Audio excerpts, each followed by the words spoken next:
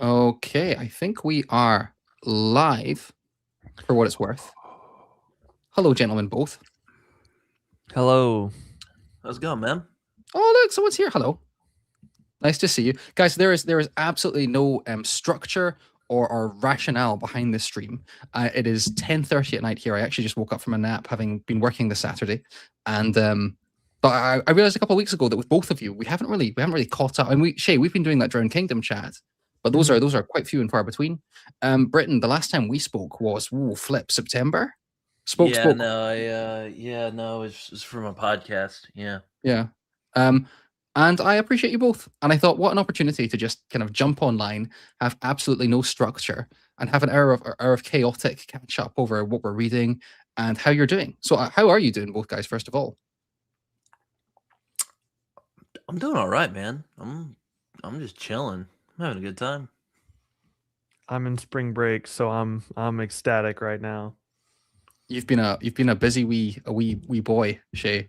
It's been killing me, but I'm excited to get a Yeah, break he's telling me in. about some of his misadventures of being a nursing student. I'm just like, damn, dude.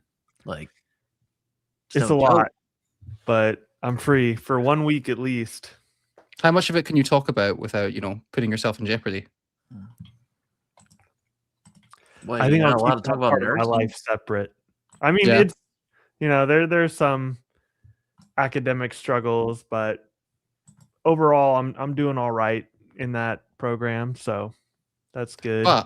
But you had a YouTube video which made me laugh about 2 or 3 months ago because you were talking about your busyness, and then you posted a video like everything I've read over the last 3 months, and it was still like 40 books long.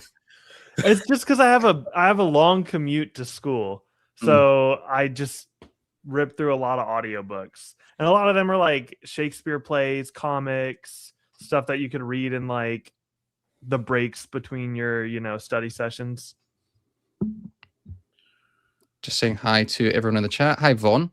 And actually, that's a good little segue because maybe I can ask you guys what you're reading, which is the only question I have prepared. But Shay, I know your answer. What are you reading right now, my friend? Currently reading Destiny's Doom by Von Roycroft. This is the third and final book in his Severing Sun trilogy, and then I also started Nimona on David's recommendation. I started it last night. It's like I'm already halfway done. It's pretty like quick read. Really loving this and some other stuff. I hear the author of Destiny's Doom is just terrible. Yeah, you really have to separate the artist from the art on that one. Yeah, no, he's a regular old guy. Such a Valdan. And Britton, what are you reading? Oh, well, I completed Driver last night from Sebastian Weiss, which is a crime book, an indie crime book. Those are, I'm sure there's more of them than Driver and some other books, but it was quite good. Very dark, though. So, yeah. I'm hoping to actually read Mushroom Blues. Either going to start that tomorrow. I have it on my computer because Adrian Gibson, when I had him on my podcast a long time ago, he gave me the ebook, and I'm just like, well, I guess I'll just read it on ebook, even though I prefer physical media. But we won't go into that. I'm also reading Jade City at the moment, which is pretty good. Much more slow paced than I thought it would be. Well, this self-publishing book my dad gave me because it's for writing related stuff, and Animal Men by Let's go. Sorry. Shay, I already told you I was reading this. What are you talking about? I know. I was waiting for you to mention it the whole time. Yeah, I was like, okay. where's What's Animal Men? Am I missing some key text that I've never heard of before? Well, for one, Animal Man is a rather, I don't want to say he's obscure. He was obscure. It's And brilliant. And It's then just Scottish, brilliant. Is it a comic?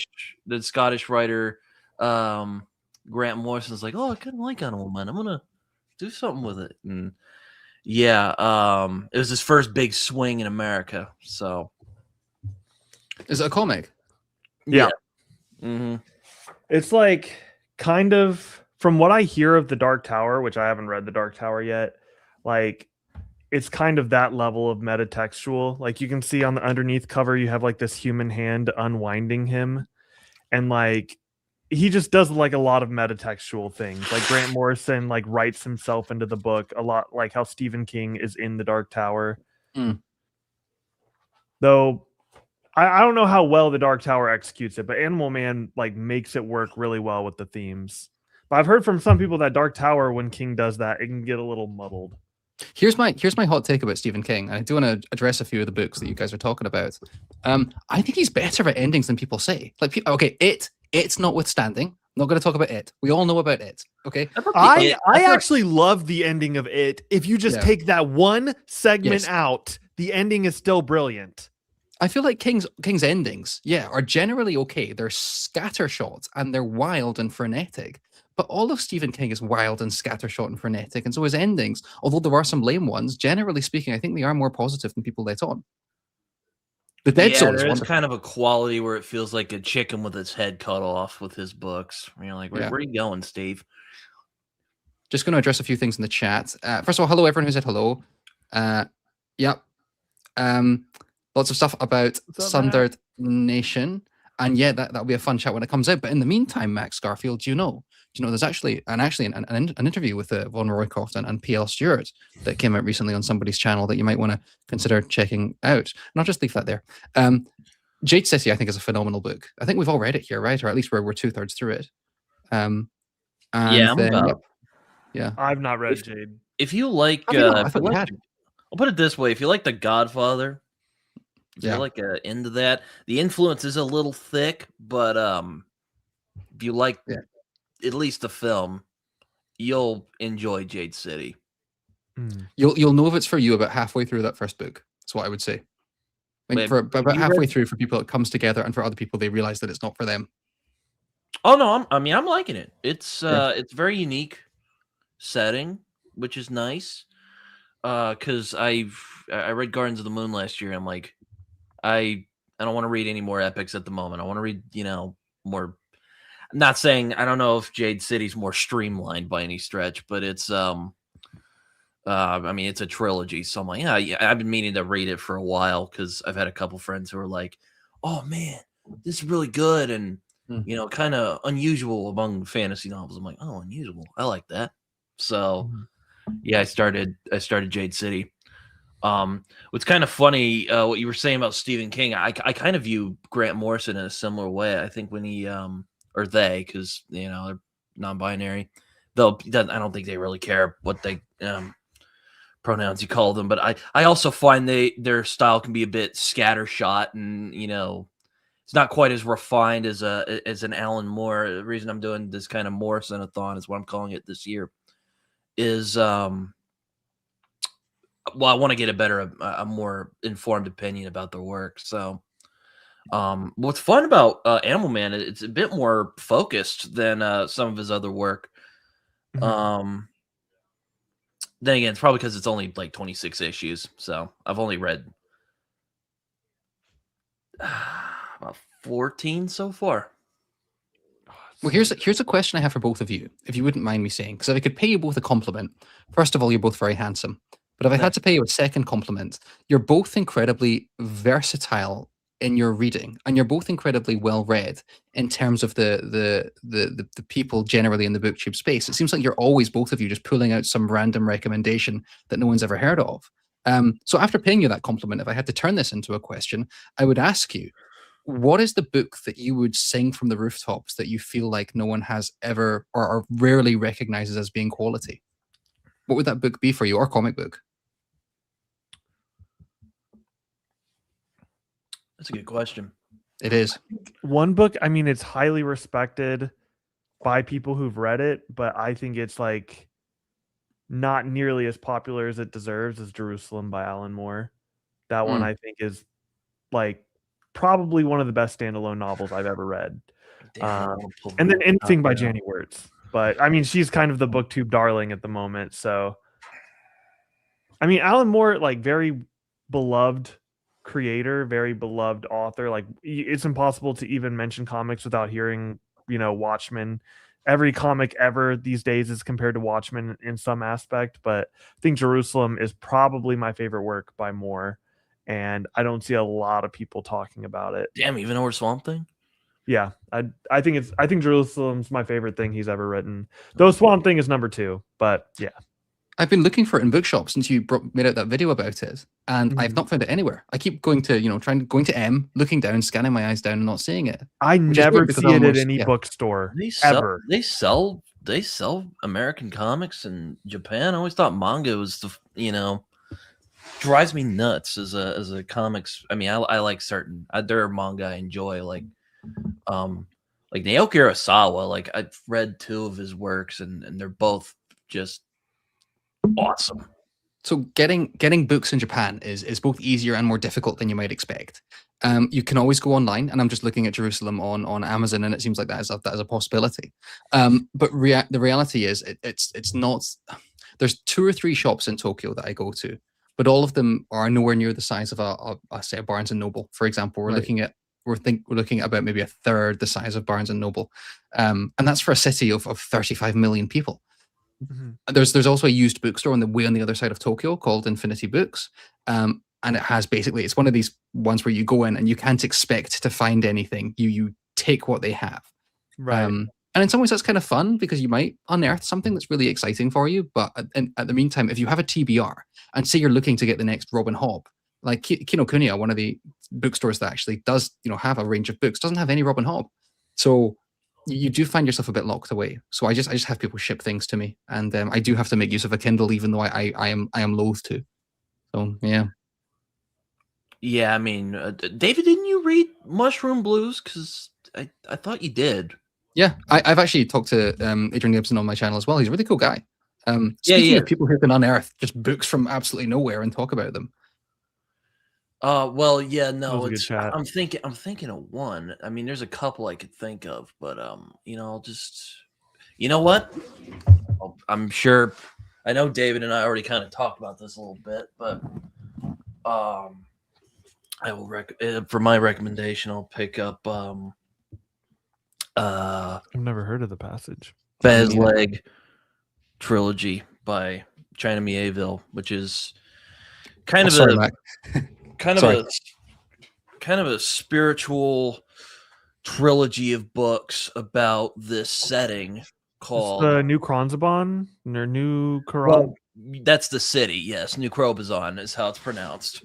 Okay. One of the most unique fantasy series I've ever read. Like, it's, if I could describe Bazlag or New Krobazon, it is the anti Middle Earth. Like, it is where Middle Earth is very pastoral and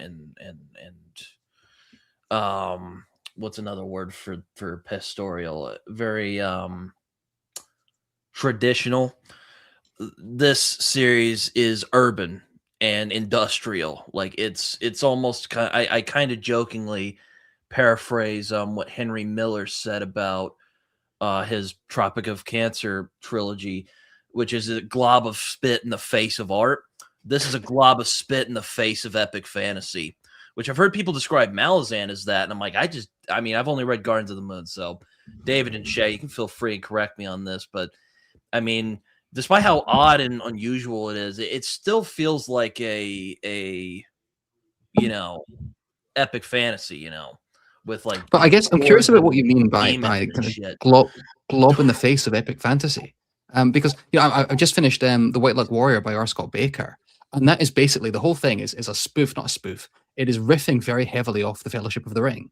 In the first book in the Aspect Emperor series, they go into mines and they get followed by some big horde of big entity, and then like some kind of demonic presence is following them. They get out, and suddenly they're in this big forest, and it's basically Mirkwood. And then they get to the end of their quest, and there's a big dragon. Like, the whole thing is just kind of a mishmash of all this stuff that Tolkien wrote previously. But it doesn't feel to me when I read that book like it's dishonoring Tolkien. In fact, it feels like it's more riffing and honoring and paying homage to what came before. So when you say spit in the face, I'm curious about that. Do you mean that it's discarding what came before and rejecting or building Yes. upon it. It is, well, like I said, it's the anti-Middle Earth. It's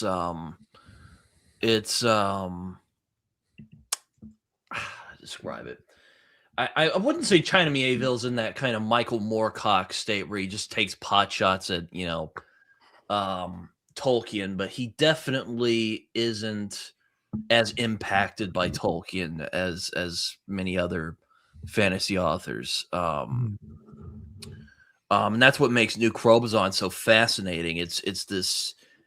I know you said you at least you read. I don't know if you read it or if I know you've been wanting to read it at least, but it's how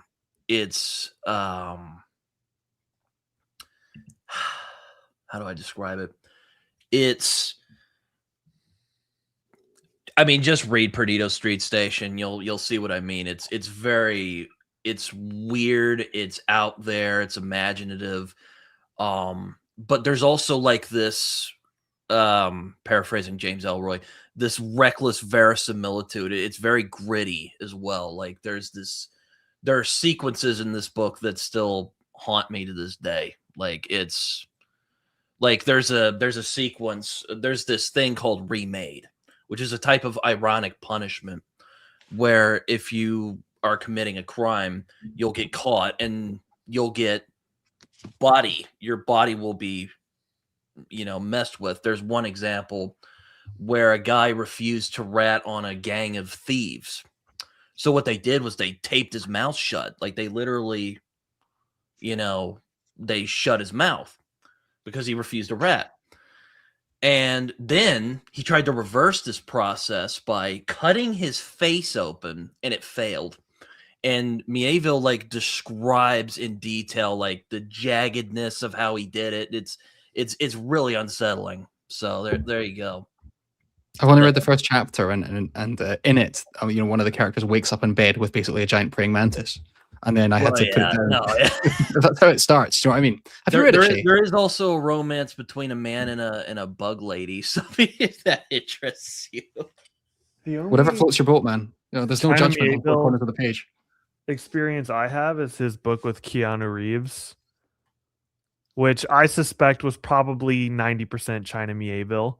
But it was really good. I'm very interested to read the rest of his bibliography. But a lot of people said that this book was like China Mieville light. So I'm like, okay, I wonder how weird a non-light version of China Mieville would be. I mean, I always say start with The City in the City because it's a bit more I don't want to say sane, but it's more streamlined. I think I'm going to start with Perdido Street Station though. Yeah, but like You're gonna if take you that want far. like if you want like at least what I've noticed anyway, like pure like unadulterated Mieville. I mean Bezleg. The Scar is also really good. It's funny. I was talking with Jimmy Nuts about this because he had a stream last night, and he was talking about how much the Scar, really impacted him, and the Scar really grew on me over time. There's some. I think really Jimmy put the Baslag stuff as his favorite trilogy of all time as well. I'm pretty sure. Yeah, no, he mentioned it as a kind of. He always kind of talked about it as this kind of underrated gem, which I agree. It's I mean, it's funny because when I came on, one of the things I wanted to, you said I like pulling books out of nowhere, and Shaye kind of does too. Not trying to throw you under the bus though, Shaye. I'm so sorry. It's a compliment, isn't it? Yeah, no, I'm trying to. Not for what I was gonna say. Well, one of my goals for BookTube was when I joined anyway, like 3 years ago, was I wanted to kind of talk about these lesser known fantasy books that I really liked.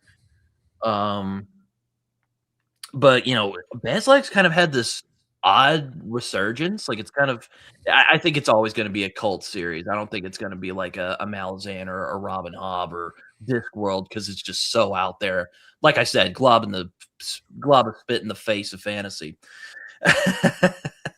But it has been interesting seeing more people go like, wow, this is like this weird thing that not a lot of people talk about. Because it's like, how do you pitch it to somebody? Yeah. Can I I've been say though? rambling on for. I've been filibustering for 10 minutes. Well, I need to accuse you all of quite frankly rudeness, and I need to take you to etiquette school, both of you, because I asked you both what you've been reading, and I'm yet to hear you return the favor. And I've been sitting here raging at both of you for the What last have you? 20 minutes. So what have you been No, reading, it's David? it's too late. It's too late. I'm not going to tell you. That's fine. So what are you reading, David? Well, I just wanted to point out very quickly that I finally started Howling Dark. Oh boy. It has Let's a nice go. edition. Let's It is- go. It is a gorgeous edition. And it's signed. I forgot that it was signed, which is quite nice to open it up and see someone's signature on the inside of the book. I'd like to think that I'm impervious to people's signatures in books, but it turns out it is quite nice to have. So yeah, How are I you think- liking it? So I am very, very little into it. Page 40 of 600 and something. And I'm hoping to get it finished off before I can go to Scotland next week, which is looking unlikely. And I'm also not going to rush it to get it finished. I've made that decision. If I get halfway through and then I have to put it down for a week, that's fine. But I also don't want to take a lovely, beautiful hardback, whether I enjoy it or not, in a I will suitcase. say this. Yeah. The audiobooks by Samuel Rukin are amazing. Like, it's one of my favorite performances in audiobooks. bar I just none. get worried. I get worried with audiobooks when it's a more complex text. Like Dresden, I did the new Dresden book by audio, and that was totally fine. And I will re-listen to books by audiobook, no worries whatsoever. But So when it's something saying like you're not gonna, Rockwell like, or listen to Baker or novels then? Erickson, the first time through, immersion reading maybe, but certainly I need that visual element, or I feel like I don't quite get it. So maybe immersion reading, but I want to have the words in front of me. Howling Dark is what I'm referring to. Look, it's upside down. It's in space. There is no right way No, up. I've heard a lot about. Well, I've always been kind of hipsterish, so when I hear about popular things, I'm like, I don't know. It's generally worked out for me. I mean, like I read some Discworld books last year, and I'm like, okay, this is good. This is really good. Samuel Vimes is a really good character, and no, it's not really like Hitchhiker's Guide to the Galaxy. I mean, it's still So a bit good, Hitchhiker's absurd. Guide. I know that's one I'm always. It's kind of funny because like Mike likes Hitchhiker's Guide to the Galaxy, but everyone's like, oh, Discworld. It's kind of funny. My friend Raph described. I always loved how he described Hitchhiker's Guide, which is basically it's about the universe is a joke, so fuck it.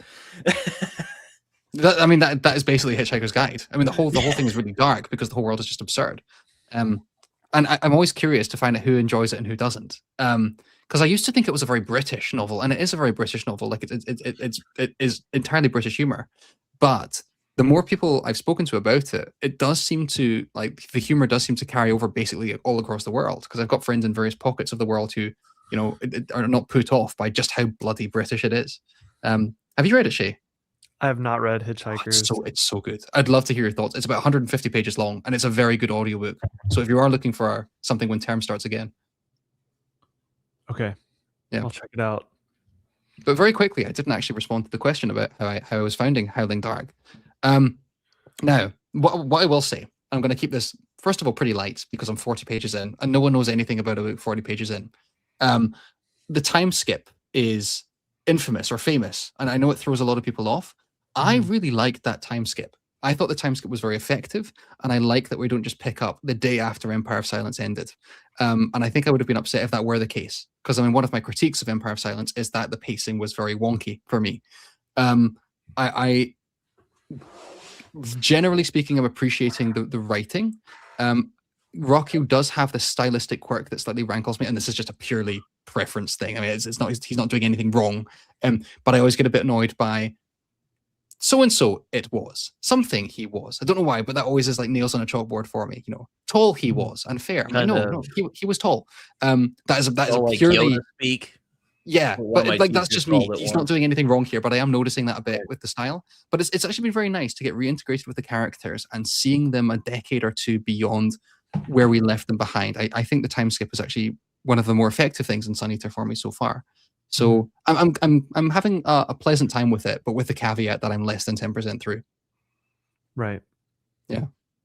I'll say like the time skip for me isn't something I think about too much with Howling Dark, just because like the whole series, even just within a single novel, plays so much with time. Like Empire of Silence to me felt very like vignette style. Like he'd zero in on his time on Delos, and then zero in on his time with Kat, and then like over the course of 2 sentences, like 6 months will pass, or in later books it's like 10 years have passed, and he kind of does that throughout the whole series. So it just feels like as Hadrian in present day is reminiscing on things, he's just shining more light on the things that stick out more in his memory. So like those sort of time skips they're ubiquitous throughout like the entire series. He does stuff like that. But Howling Dark was, that it's the first time where you like, okay, we're like 50 years later or however much later than book 1. And I was able to go in expecting that because it was after Sun Eater was so incredibly popular. I don't know how I would have reacted if I didn't know that was coming, but it's like impossible to hear about Howling Dark without people mentioning, like you said, it's infamous or famous. So, but you made a really interesting point, Shaye, in our messages, where a lot of people will say, listen, finish Empire of Silence and get to Howling Dark, because Howling Dark is when everything ratchets up a notch and gets really, really interesting and kind of the series knows what it's trying to be. But you said something a bit different in our messages, which I thought was really interesting. You said it's more like Howling Dark is a distillation of Rockio and is Rockioist, which is different from what other people seem to be saying. So I'm curious to hear your thoughts on that. Well, that's something like when you were talking about like I think Howling Dark is really I'm interested to see where you land on Howling Dark, because I actually don't think Howling Dark is like this subversion where it's like a 180 from Empire of Silence. I think Rockio is even harder. I think he's better at what he's doing. He's learned from his first novel, but I think a lot of the things that can put people off of Sun Eater, it's not a course correction. Like he stays the ship. He's still a lot of the things he's implementing in book 1, he continues to implement throughout the whole series. I know a lot of people mentioned that like Empire of Silence can feel derivative of Book of the New Sun, Dune's one I hear a lot. And I think Rockio, like he intentionally homages like a lot like there's a short story where this one character says, you wouldn't separate a man from his walking stick, would you? It's like, obviously he's referencing Tolkien, and he just does that throughout. And that's something that a lot of people, like I've heard a ton of people didn't love how reminiscent it felt of Dune, which like not every book is going to feel reminiscent of Dune, but it's going to homage some other fictional work.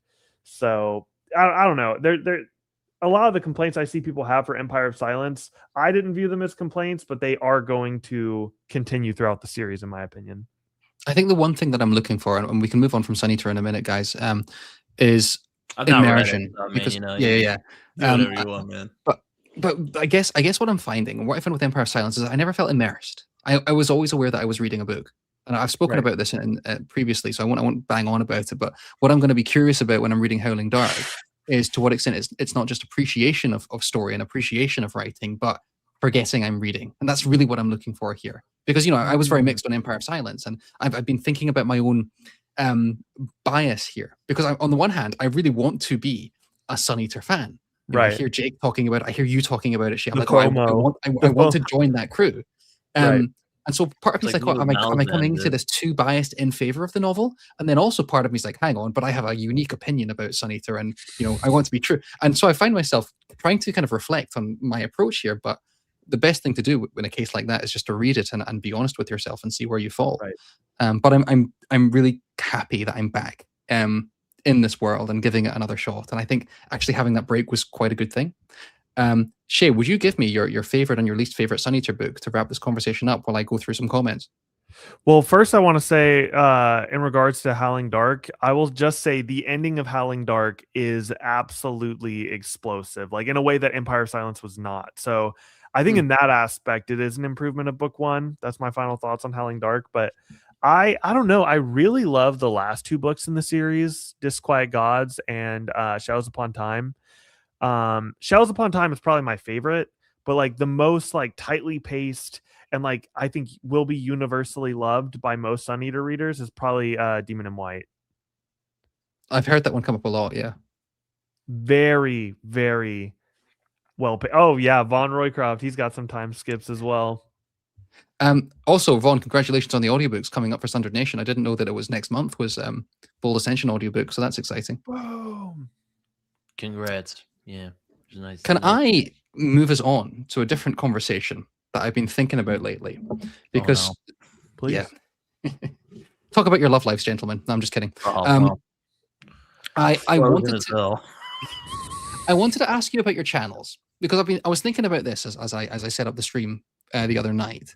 Is that Shay? We both have now had our channels for a year, and in that year, there's been a lot of stuff that's happened, right? I mean, you've started your trying to remember how much you've spoken about, but you've started, school, and you're in the middle of busy work time. I've moved around and about and started a new job. Quite a bit. And so I guess our perception of our channels might have, and what we want them to be, might have changed or shifted our perception of our own channels. And Britton, I know that. I mean, how old is your channel, Britton? You've been here. You're 4 years, or well, Yeah. hold on. You're the true old man in this discussion. 3 years. Sorry, 3 years. So I guess, Britton, because you, I guess let's start with you, because you have some hindsight here, right? When you started your channel, what vision did you have for it? And is that the same vision that you have for it now? I'm curious about this. It did kind of start out more as a kind of fantasy channel. I mean, I was always not going to stick with fantasy because I'm like my friends Carlos and Yolanda at StoryTube. If I read like one genre all the time, I would go crazy. Like I would get burned out eventually. I mean, I love fantasy. Don't get me wrong, but I'm I hopefully you guys get what I mean. But yeah, it's been really interesting seeing the direction I've gone, because I've kind of not stepped away from fantasy, but I've been reading more and more like non-fantasy books. And it's probably why I'm still stuck at like 750 something subscribers, which, hey, don't get me wrong, I love all my subscribers. They're great. But especially me, sorry. Yeah, yeah, you know what, David, you're a great guy. You actually gave me a much better appreciation of Bob Dylan after our conversation. I'm listening to more of his stuff. I'm like, damn. But anyway, sorry, I'm getting off. No, I distracted you. Forgive me. I'm getting off topic here, but yeah, no, it's fun. I just kind of read whatever I want, and it's kind of funny. I kind of view myself as like a more like socially awkward, like Steve Donahue, because like Steve Donahue puts out like 7 videos a day, and he's like, "Oh, check out all these weird books I've been reading." Oh, I'm just Alvin Maker, and I'm just like, "What the hell is that?" But yeah, I sometimes feel like the odd guy out.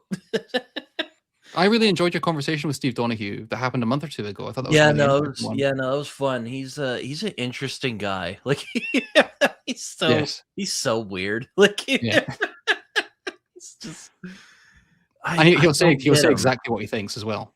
He's not a man who minces words. Like oh God, I was joking with a friend of mine the other day. Usually he's like Dale Gribble. He is unknowable, I'm sure. I don't know if David even understands that reference. It's from King of the Hill, the animated show. I got it. I didn't. I am unknowable. But yeah, no, he's an interesting guy. We could have gone on for a while if he'd been like, "Hey, I gotta go." I'm like, "Oh, well, yeah."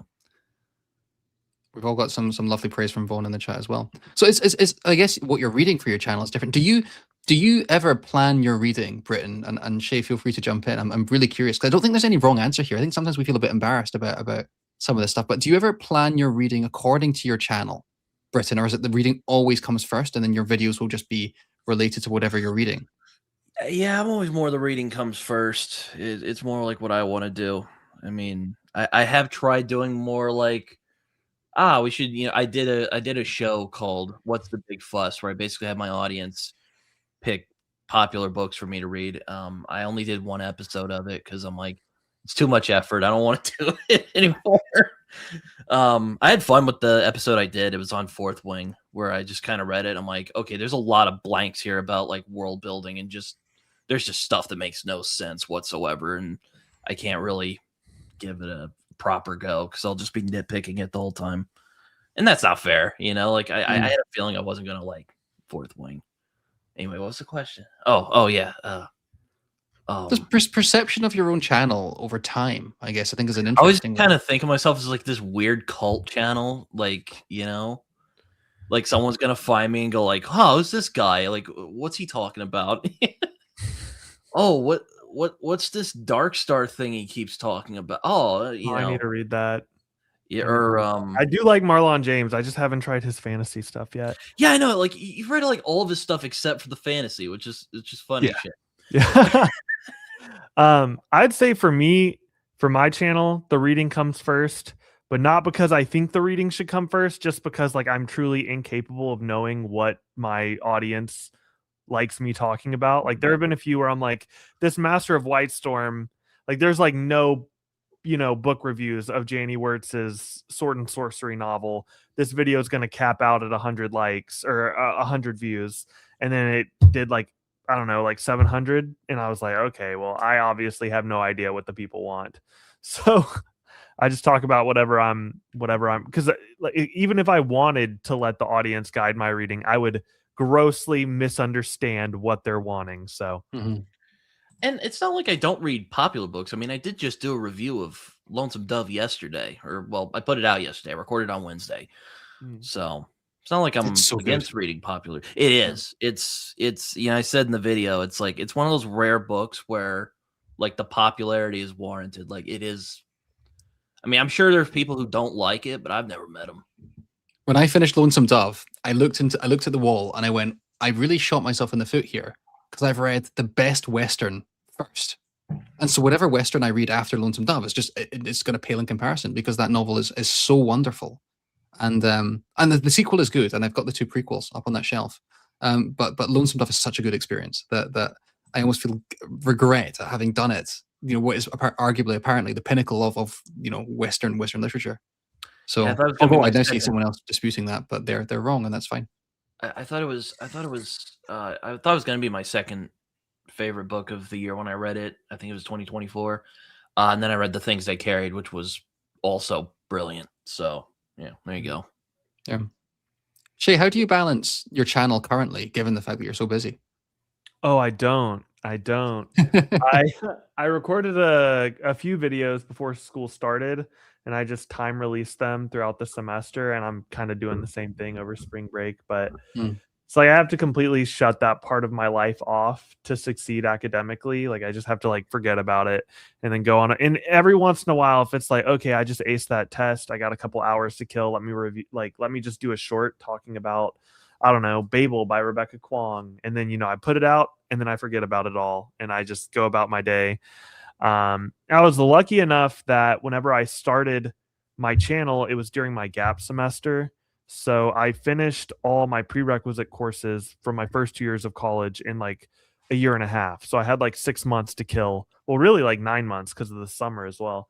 So I spent all that time kind of like building my channel and reading and reviewing. And, I was able to build an audience before going to school. And luckily they, whenever I release a video during like winter break or spring break or whenever, luckily I have an audience that is faithful enough to come back, even though I've been radio silent. But not just like reading and making videos, you're also leading a buddy read of a quite substantial series as well. So Yeah, I kind Series of is dead. fail at that. Yeah, that one I just luckily I chose such a good group of guys that don't mind whenever I have to push it back because school can be pretty rough. And there's no Yeah. audiobooks for them, which makes it a whole nother challenge because I mean, like you said, like I was able to read like 20 something books last semester, but they were all audiobooks. You know what's funny? I did do a buddy read with Shay a while back. It was Tom King's Helena Windhorn, and I'd like finished it in a couple days, and Mm. he's like, "Oh, I've only read like 3 issues." I was like, "Damn." It was fun though. I would still like to talk with Shay about that because that was an interesting Very good read. series. The art in it is, oh my god.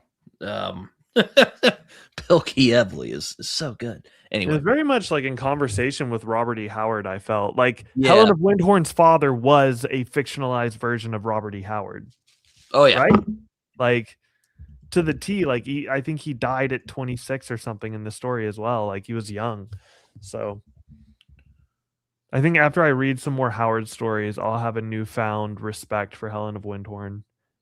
yeah. No, that's another I've only read the one, which I you have the one shade that I recommend is the Del Rey editions, which is basically Howard's work, unedited, no one touched it.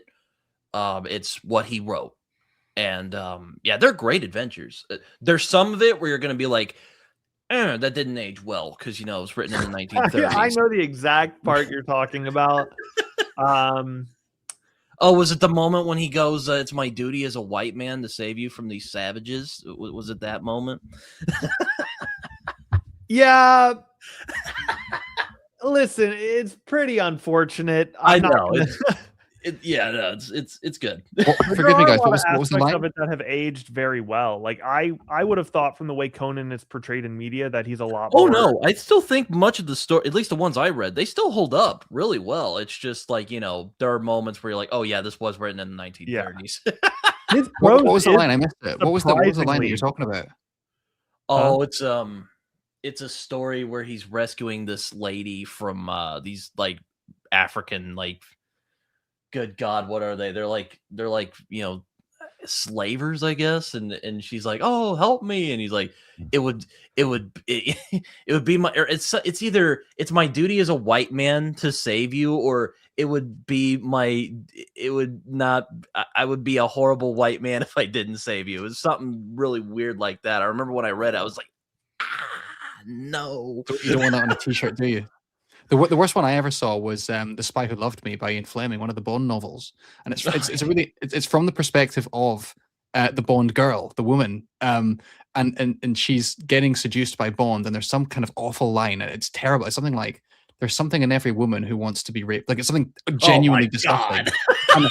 It's the only time I've been 2/3 through a book and just went nope and just closed the book and at that point I wanted to read all of the James Bond novels, and I literally got there and I went, I think I'm done. Like, that one line was awful enough for me to DNF all future books.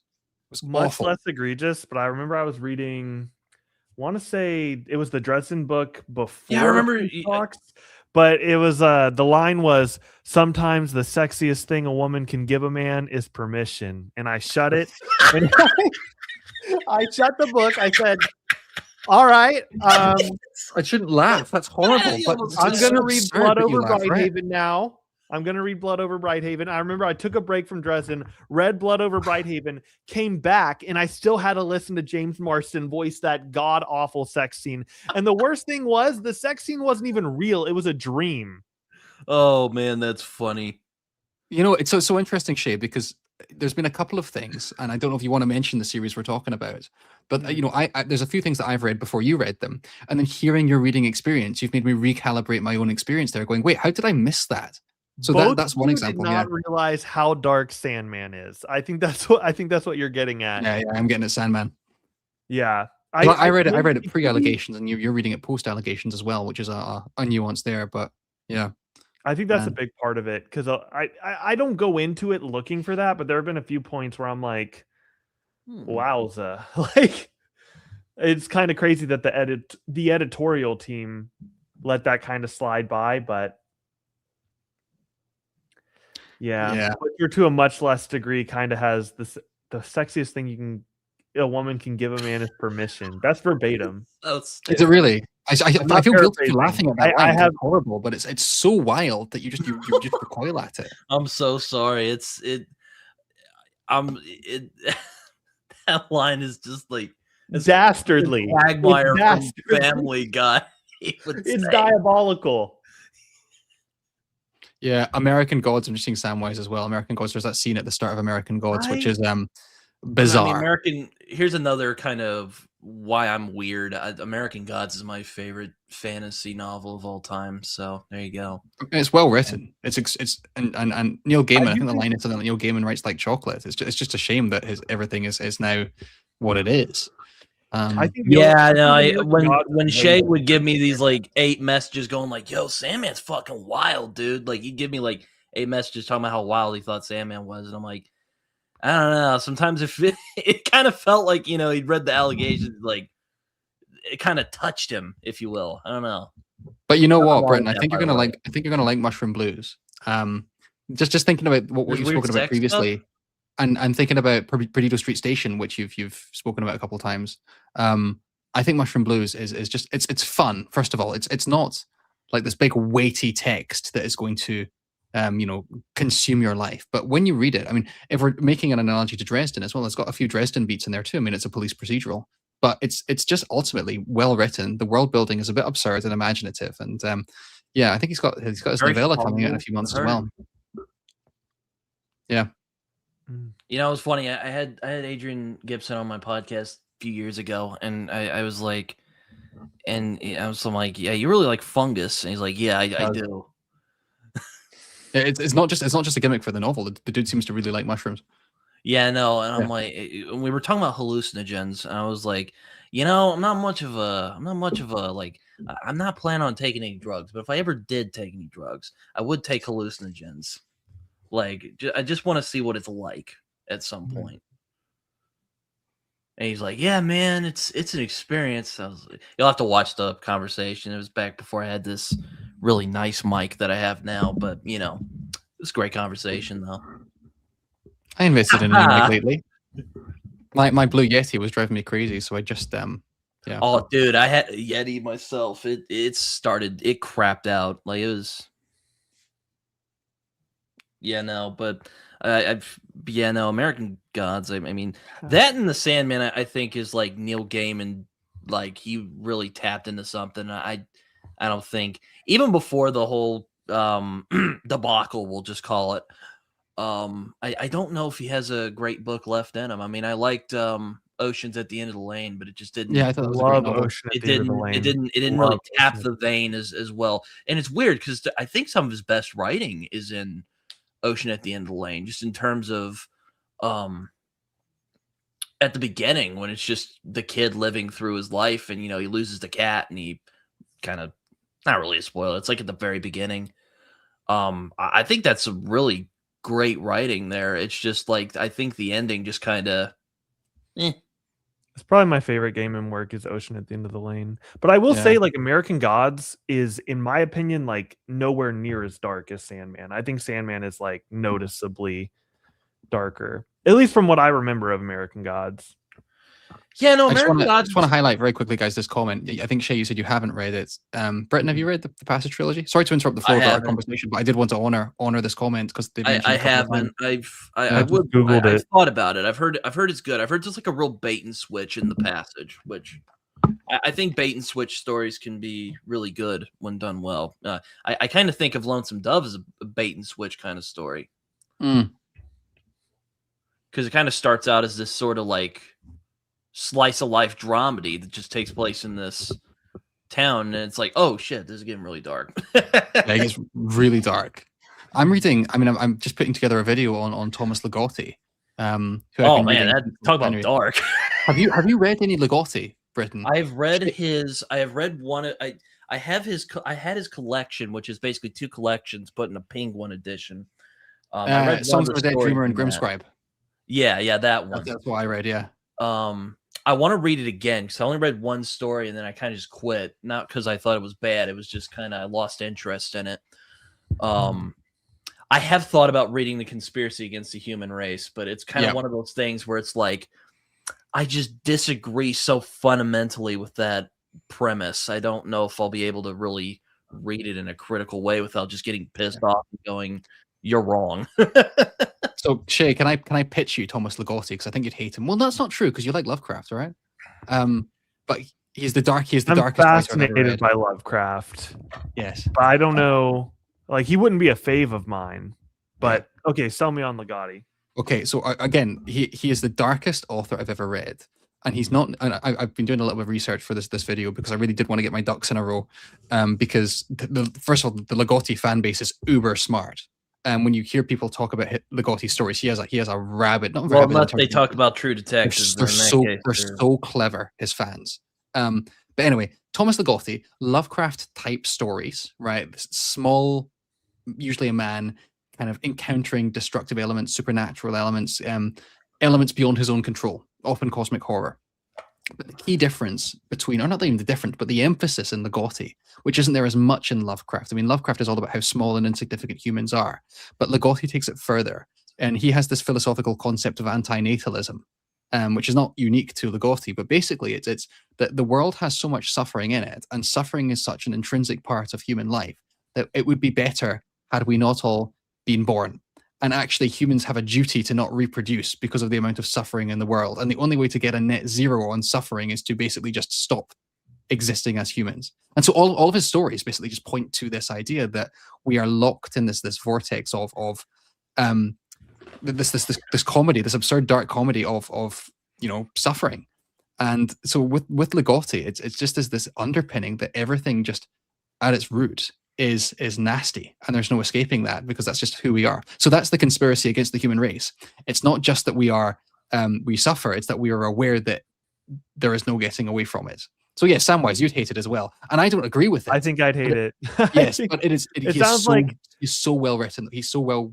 I do want to read. It sounds like my ideology as a depressed 14-year-old, and someone hedged their whole writing career on it. It's like I don't know. That's not the way I view the world anymore. Yeah. Like maybe when I was a depressed adolescent, but like I'm sure it's well written, but I don't know if I'd buy into that ideology for books on books on books, even if it was very well executed. I have the same hang up at the idea of starting R. Scott Baker. It's like, I know that this will be well executed, but I don't think the ideologies and the worldview are going to gel well with me. It's done so well, though. This is the thing. I'm with you, Samwise. I'm with you, Britton. I'm with you, Shaye. I do not agree with this worldview, but it is constructed on the page so well and so beautifully. This is the other thing. Same with Baker. It's done so well on the page. The artistry there is magnificent. Yeah. No, I mean, I get that. I mean, I like China Mieville, even though my politics and his politics are about as 180 from each other as imaginable. But I'm not a fascist. But it's like, I get what you're saying though, David. It's what was I trying to say? True Detective, the first season of True Detective. I don't know. Yes, yeah. That's where I first learned of Ligotti. Inspired by Ligotti, yeah. Yeah. Brilliant. And there's even some of his fans who were like, oh, it's plagiarism, which I just don't have patience for. Because if you watch True Detective, Nick Pizzolatto, the creator, is basically going like, well, what kind of person would think like that? What kind of person would think like Ligotti thinks? He would be a mess psychologically. Yes. And it sounds as though Ligotti is quite messy. And not to analyze him too much, but he doesn't do vocal interviews. He will reply by emails, and I think he hasn't done so in decades. But all his interviews are just email chains back and forth, because I think he has again, I don't want to say stuff that isn't true, but nightmares and anxiety and an overall pessimism that limits him from or disincentivizes him from putting himself out there, like we're doing right now. So he's definitely a very interesting figure. But the thing is, I've been reading Ligotti in preparation for this video this week, and I just finished White Dog Warrior by R. Scott Baker. So I am like knee deep in the darkness right now. And it was actually quite nice to take Dresden Files off the shelf and be like, oh yeah, wizard. So yeah, I'm looking for some more positivity going forward, I think. I mean, Jade City can get kind of nasty, but it's what's funny about that? I was reading Jonathan Mayberry's what's it called? Cake in the Dam.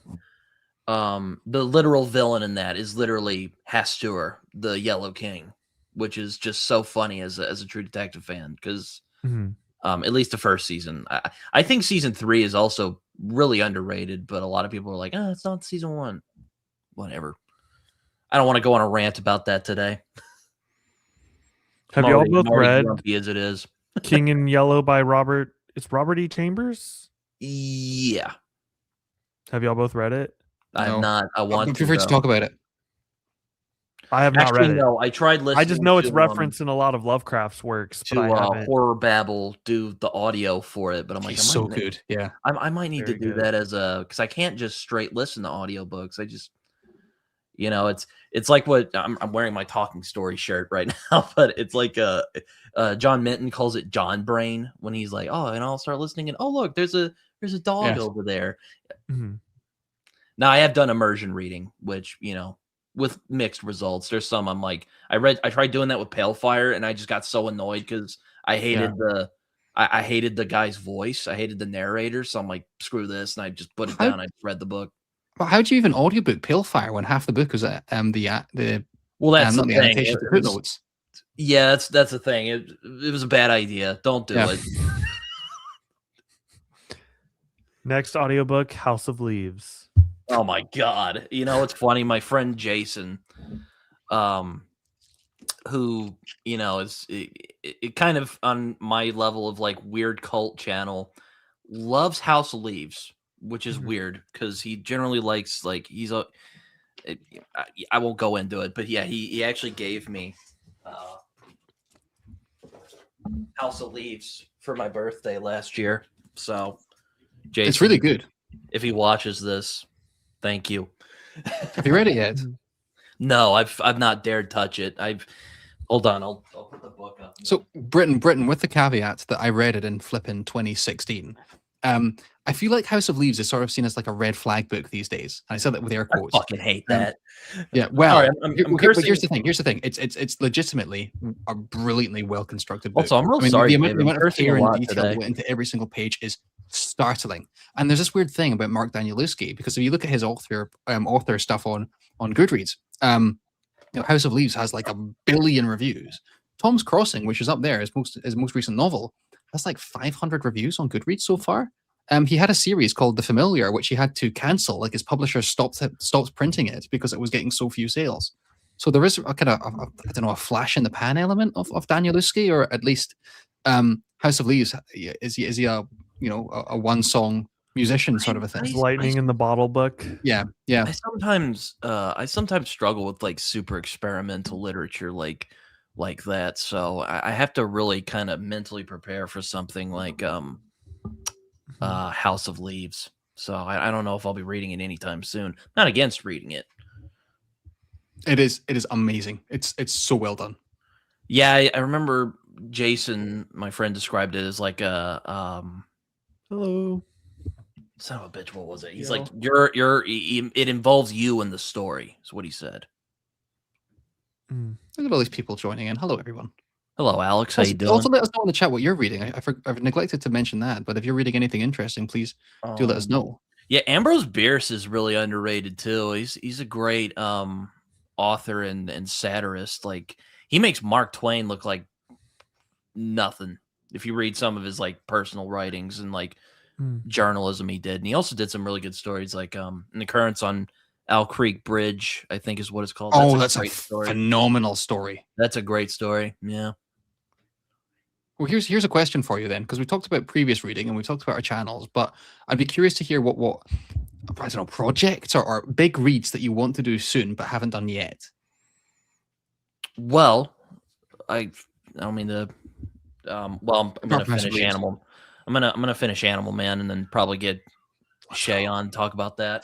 Let's go. But so I'll be continuing with the Morrison-a-thon. But anyway, Amazing book. There's a couple books I want to read, but one I'm hoping to do maybe in April. Hold on, I'll go grab it. He's just looking for excuses to leave. I see what he's doing. Oh, stop it. Open to read Gloriana by Michael Moorcock, which is kind of considered his masterpiece by like his hardcore fans. That is in Elric. One of my goals this year is to read more like standalone fantasy, so I'm wanting to do that. Because I just kind of got burned on the capital E epic fantasies is why I sometimes like to call them Gardens of the Moon. Yeah. Yeah. You can say it. It's okay. We won't be hurt. No. I mean, that was talk about wonky pacing. Like that was like, what the fuck is going on here? But anyway, I do think it's crazy people commenting Divine Comedy. Just weird side tangent here. Out of everything I've read, to include like Finnegan's Wake by James Joyce, the Divine Comedy is probably the work that I understood the least of what I read.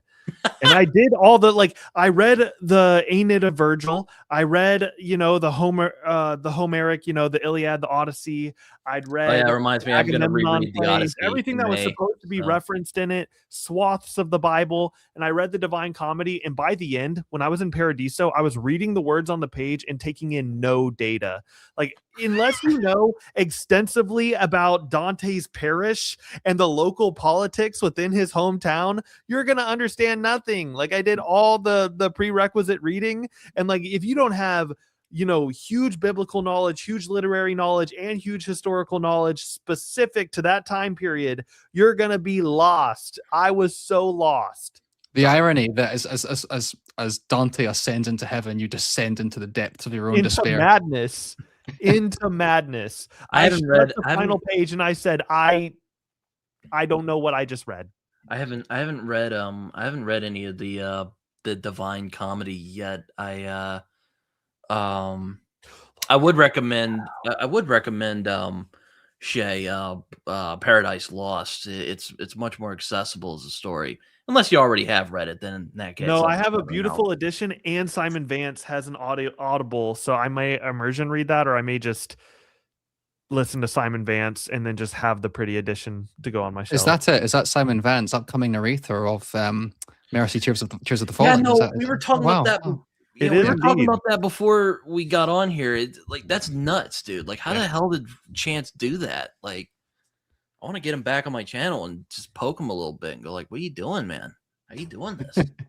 I'm embarrassed. You know what I'm reading right now? I'm reading the Diary of Samuel Pepys, who is he's one of the kind of most famous historical diarists. I kind of have it as a side project right now, where he wrote a diary for 8 years, and he kind of worked in the London Parliament from like 1660 to 1668. And he wrote a diary every single day, and it kind of speaks to what you're saying, Shaye. Because sometimes it's so fun to read this man's diary, because he'll be like just giving you the gossip on all his workmates, and then he like will be going and doing all this kind of dodgy stuff, and then you just have like 3 pages of like just like absolutely obscure 17th century politics, and it's such a challenge just to keep your eyes on the page as he's talking about his the upcoming legislation that he needs to help push through. And I've never encountered a piece of writing so far that's gone from like sheer gossipy enjoyment to utter banality. It kind of sounds similar to what you were talking about with the Divine Comedy. Yeah. Just context, I guess. As you were speaking on that, it reminded me of whenever I had to read, whenever we won't say had to, but whenever we were reading Diary of Anne Frank in high school, it's like there's so many like coming of age adolescent thoughts that she shared in that diary that she probably did not expect the whole world to read. But at the same time, it's such like an important firsthand historical accounting of a truly horrific, historical thing that happened. But it's like there's so many things of like her coming into womanhood. When I was reading that, I'm like, she probably didn't know that the whole world was going to read this. I think her dad censored the first edition of her diary because there was some stuff that he just didn't want in there, and it was only later on down the line that eventually that stuff did go back in. What fascinates me about Anne Frank is how amazing a writer she was. At what age? 13, 14? I forget how old she was exactly. Her writing is incredible. Like her control of it, unless it got cleaned up properly, I've got no idea. But my jaw's on the floor at how brilliant a writer she was.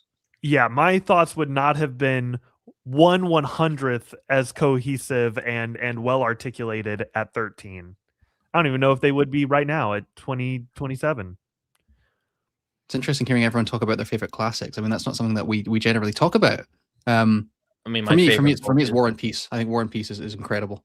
Great. I've got Pam Brennan on the shelf. I'm a pulpy guy, so I got to go with Count of Monte Cristo. Who was it? Daniel Green who recently called that his favorite. He just made a video about it. Yeah. Yeah. Did he really? Yeah. And then he made a rant about one of the adaptations. So ironically, I hated Three Musketeers. I thought it was not a good book. Like a solid 2 out of 5. Like Three Musketeers is a pretty weak novel in my opinion, but Count of Monte Cristo is brilliant. You get a target on your back for saying that, Shaye. It's just kind of ludicrous how like I don't know, it just felt very like melodramatic. And like Count of Monte Cristo is melodramatic, but it works. Whereas Three Musketeers, I was just eye rolling, like, okay, this is. I also love Oliver Twist. I love Charles Dickens. I think he's I think he's a far better writer than some give credit. There's some people who are like, oh yeah. And he's fun to read. Like you get into his stories. Yeah. It never feels like homework. Yeah, no, and like just the way he brings the setting to life. You know what? It's kind of like Baz Lag in that sense. Where would y'all recommend starting for Dickens? Because I got a few ideas for where I'd want to, but Oliver Twist. Are you looking for the most Dickensian Dickens, or are you looking for entry level Dickens?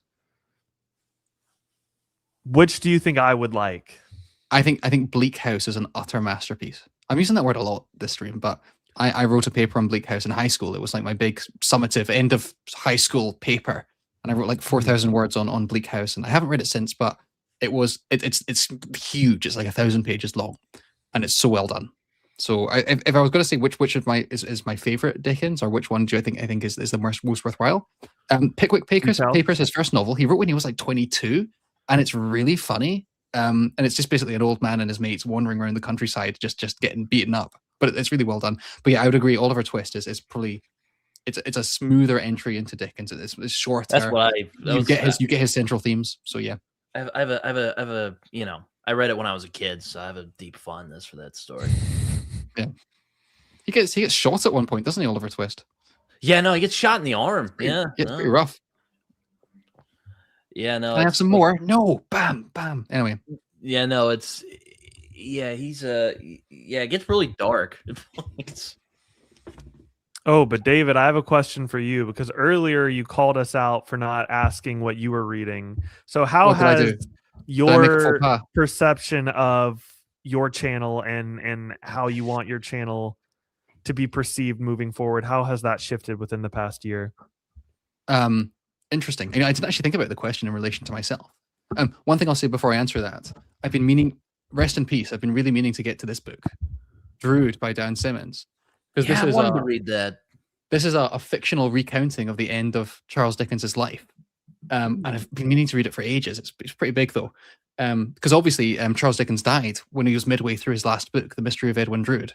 And so no one knows what the ending of The Mystery of Edwin Drood is, and they will never know. But this is a fictional horror, kind of like the Terror idea of what might have happened in Charles Dickens's final days. And I really want to read this. That is irrelevant though to your question, Shaye. So do apologize. Do you know one thing that I want to do more of is I feel like since I moved back to Japan, and I love I'm so happy to be back here, genuinely. I'm very glad I'm not in the Middle East right now, but we won't get into that. Things are a little saucy. Things are a little bit spicy over there. But like I've kind of stopped doing so many of the interactions. And I used to do a live stream every couple of weeks, or at least a couple of times a month, and enjoy those the most out of everything on my channel. Like, although I like making the videos and I love addressing the comments and I love all that kind of stuff, I realized that I have missed just like coming on a stream and just chatting with mates, whether that's an author or whether that's just like utterly unstructured like this is right now, or something with purpose. And I've done a few pre-recorded conversations in the last 6 months. Like we had Tori Tekken on, for example, with Joanna. I did something with Ashley and Derry last week. Yeah, I need to. Oh, sorry. No, you're fine. Finish your thought. All I was going to say is one thing I want to do more of is just sort of reclaim, despite the time difference, reclaim more of that just kind of hanging out with mates element that I used to have back in like June. So that's what I was going to say. Yeah, let's go to the pub. Have a well, the pub is at like 4 a.m. for me, so that one's not so feasible. Yeah, no. You know what's funny? I read Cold Silver for Souls in January. Ironically enough, during a blizzard. I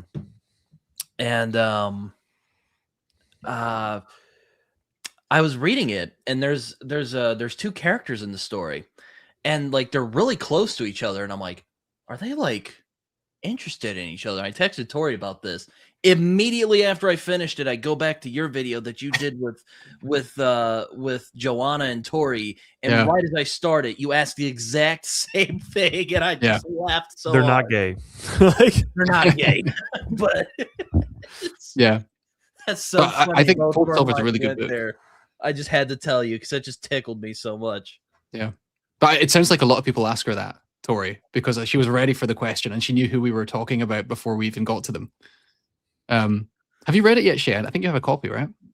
I do not have a copy, and I've not read it. I'm going to start Tori's books with the Bloodstones. I have the Bloodstones, and I've been meaning to get to it, but I also want to read By Blood, by Salt and all these self-pubs that I'm just kind of juggling when I'm gonna fit them in.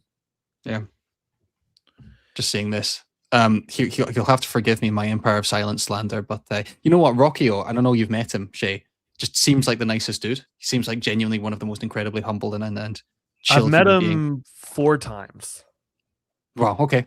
Humble brag. Yeah, I've met him 4 You're times. gonna have Simon Vance narrate all the times that you've met him. Yeah. I met him at the gala, met him in my local barns, met him at Comic Palooza. And I've met him so many times that everything I have by him is signed. So every time that they're like, all right, bring up your stuff to sign, I'm like, what can I get signed? I've already met this man so many times and had him sign everything. And every time I'm like, Shay, and he's like, Shane, and I'm like, no. no, Shay. But yeah, he's super nice. She has Do you wanna hear- she has a nice ring to it, I think. Do you want to hear something devastating? Right. Hmm. I'm going to tell you the thing that's breaking my heart this weekend. Because currently, my sister's flying to Glasgow. Okay. Mhm. My brother is heading into the center of Glasgow. Our cousins are coming from Ireland to Glasgow. My friend is coming up to Glasgow. You know why? To go see Matt Dinniman and get their book signed by Matt Dinniman. Do you know who got every single person in my family and friendship group into Matt Dinniman? It's flipping me. I read Dungeon Crawler Carl 3 years ago and I got all my family into it. And they were going to go see Matt Dinniman and get their book signed. And I'm like, maybe could you consider getting a book signed for me? They're like, sorry, it's one book per person. So I'm literally, probably today, they're all seeing Matt Dinniman and see him talk about Operation Bounce House. And I do not need a signature on my books. I was talking about the fact that Howling Dark is signed, which is wonderful. But that one does sting a little bit. I won't lie. So if you could meet any author currently living, like who would be your number one? I'll let you go first, Britton. Alan Moore. I would Oh, I would damn, cut that's a off good my right one. arm That's a to- really good one. Yeah. I would cut off my right arm to talk to that man. He's high. He's my top 5 for sure. My number 1, well, like Janie Wirtz is up there, but like that one is like actually very achievable. Like it would I was just about have to say, to didn't be you already like me meet her? scheduling it. And me and her, like we correspond regularly. But in terms of like probably won't happen, but I would love to meet her is Robin Hobb. I absolutely adore Robin Hobb. I have a I was thinking neck Hobb too. tattoo of Yeah. one of her characters, so that would be she'd probably be number 1. Erickson number 2, and probably Alan Moore number 3. My answer is, of course, Neil Gaiman. No. Hang on, I'm trying to see because I actually had a list a wee while ago of authors I'd love to talk to, and I had a little section just called Dream On, which is what would never happen, but would love to. You know what? I think R. Scott Baker would be a really interesting interview. I think I totally agree with Hobb. Erickson I didn't have the privilege of talking to last year. And I think I that wish I Hobb would did talk more to stuff Thomas like in the Ligotti. booktube space. Like I wish I could find Yeah. more Hobb interviews. She's just hearing her talk about her books. It's like it's crazy. GGK think is a good one. Yep, GGK, I could see that. I think Baker. I think the other thing is like how elusive Baker is. I mean, he hasn't really spoken in public for like 10 years. Even no one's quite sure if he's ever going to write again. It seems like he published book 7 in his series, and there's another series potentially coming, but no one quite knows if he's going to write it or if he's going to even step into the public again. So R. Scott Baker would be a really cool one to talk to. Yeah, I'm sure there's others like I'd Scott love to Lynch meet- would be a big one for me. I love Scott Lynch's Yeah, work. Scott Lynch would be fun. He seems like a fun dude to hang out with. Marlon James as well. I think he would also be a he's lot of so fun. smart. I've seen interviews with him. I almost said Animal Man. I've seen interviews with him, and he just seems like a really fun dude to hang out with.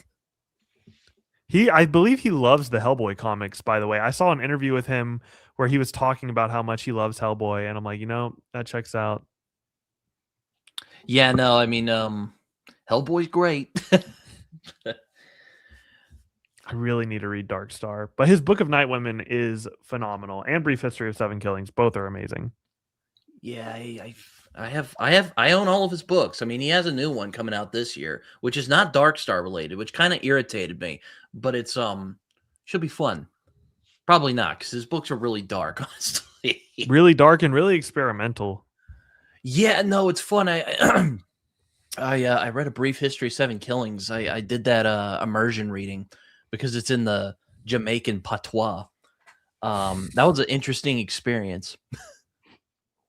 I'm not really in the stream of consciousness type of writing. I have to be in a particular mood for it, but I think it works mostly well in that one.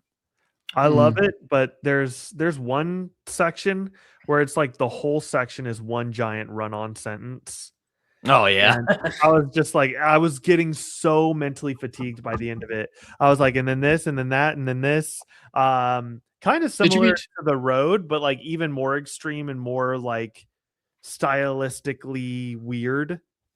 So that was an interesting section of the book. Did you read Ulysses? I know you read Finnegan's Wake, but have you read?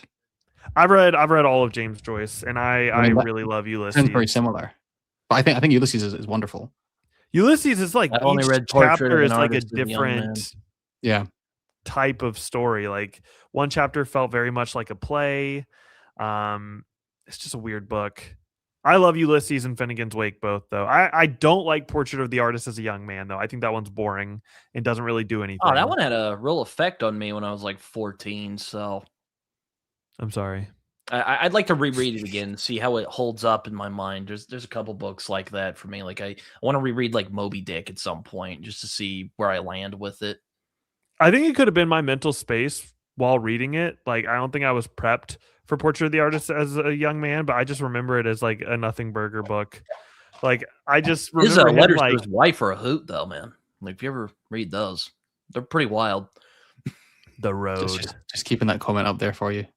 I also very much enjoyed this conversation with Vaughn. Vaughn and PL are each other's hype men. I don't want to share DMs, but the group chat that I had with the two of them, they are very kind to each other, which was lovely to see. You love to see that positivity between friends. But sorry, I feel like I threw us off there. I'm just trying to get some comments. This one is really interesting because I know that with Baker. Sorry to rewind back 5 minutes, guys, but the if you look at the last book of Aspect Emperor, the last like 300 pages is just glossary. So he does definitely make some really interesting decisions. So anyway, hi Shrikant, hope you're doing well. He's a good dude. He's an amazing dude. He's very yeah. He got off of Twitter, and I was promoting the podcast I did with him around, and I was just like, where? And then he's on Instagram, so we're good. I managed to. Did you have a conversation with Shrikant, or am I making that up, Britton? I did. Yeah. This is the one right before Steve Donahue's. I'm talking about him like he's not here, but he is. He's here. Yeah, but what was I talking about? Well, aside from Shrikant being awesome, I forget. But guys, I might actually, if it's okay, I hear my daughter waking up next door. So I'm wondering if that is actually probably an appropriate signal to wind things down, if you don't mind, because I think the reason that she has woken up is probably me. So she's like, "Pop, what are you doing?" She's like, "Dad, what are you doing?" Yeah. So I think what I'll do, if it's okay, guys, is if we can maybe stop there for now. But guys, I would love to talk to you guys at some point later on, because it was really good fun to catch up and say hi and just have it be purposeless in the best possible way. Absolutely. No matter what Thomas Ligotti says. It was much needed. I enjoyed chatting with both of you immensely. Yep. And have a good rest of your day, Britton, and whatever is left of your day, David. Rest well, David. I'd love 12, to do this 12 minutes left of it. So let's go. I enjoy I've enjoyed our conversations when we have them, David. We should do this again. Absolutely, anytime. Well, not anytime. I need to go. But and Shane, let me know when you finish Nimona, because I'm curious to hear what your take It'll on probably be done today. I mean, I blasted through half of it in like an hour, really quick read. So I'm probably gonna, in the next 3 or 4 hours, I'll probably sit down with it and let you know what I think. Please do. Right, guys, I am going to head off now. All the best. Thank you for joining us, and thanks for being such a lively wee chat. I appreciate you all. Thank you. Thanks everybody for watching. Bye. Peace.